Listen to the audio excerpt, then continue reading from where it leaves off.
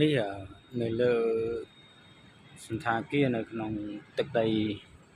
កោះពេជ្រ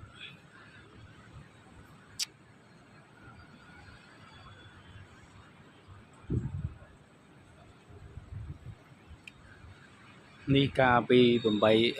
ឆ្នាំ2008-2007ទឹកដីនេះមិនទាន់ធ្វើនៅឡើយ2007-2006